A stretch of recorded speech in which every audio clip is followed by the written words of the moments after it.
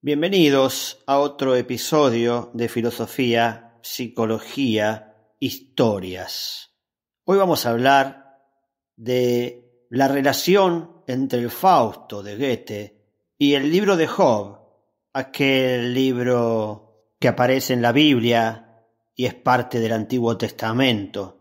Se encuentra entre los libros poéticos y sapiensales y tiene una narrativa que se centra en la vida de Job, un justo creyente, y sus experiencias de sufrimiento.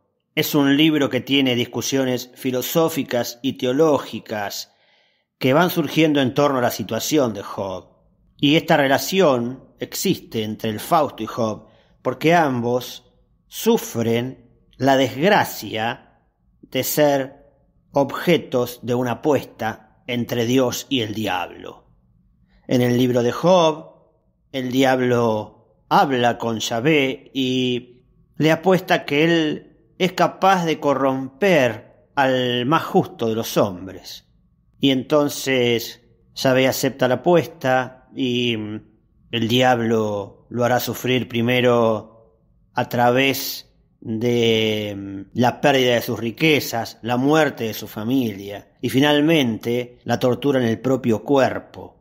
Tanto es así que encontramos bajo el nombre la enfermedad de Job a la sífilis, aquella enfermedad que apareció en Europa y que los italianos la llamaban el mal francés, los franceses el mal napolitano y los españoles el mal americano. Es decir, tanto Fausto como Job son personajes que a pesar de tener contextos y géneros literarios diferentes, tienen similitudes en sus historias.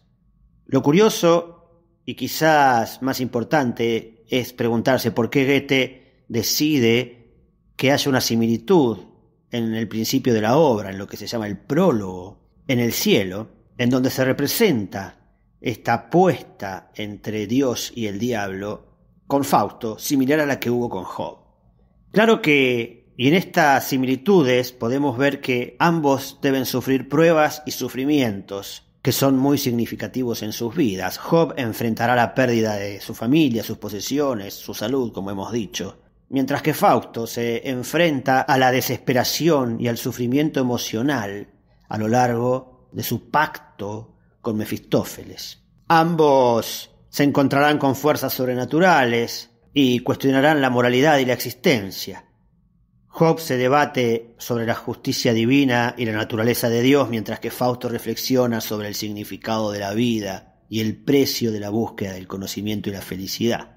Ambos buscan conocer, buscan la sabiduría en sus propios términos. Fausto a través de su trato con el Mefistófeles, su pacto con él, Mefistófeles es el diablo, y buscar el límite del conocimiento humano y tratar de traspasarlo, mientras que Job lo que quiere comprender es la naturaleza misma de Dios y también el propósito del sufrimiento humano y el propio. Es interesante porque Job, quizás 1000 años antes de Cristo, le está preguntando a Yahvé: ¿por qué me haces esto? ¿Por qué crees que lo merezco?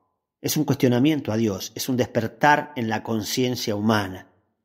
Y algo muy parecido es lo que sucede con Fausto cuando se pregunta cuál es el límite de la ciencia y del conocimiento y cuál es el precio de la moralidad.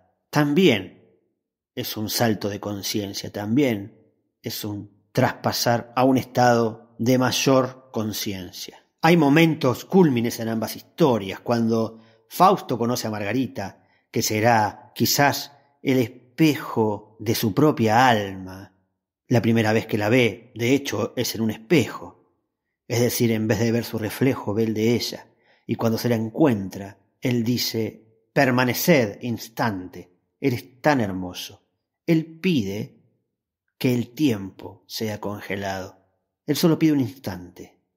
Job, en cambio, está más bien entregado y resignado a Dios y nos transmite una frase que en la sabiduría popular se traduce como Dios te da y Dios te quita. Él decía: desnudo salí del vientre de mi madre y desnudo volveré allí. Yahvé me lo dio y Yahvé me lo quitó. Bendito sea el nombre del Señor.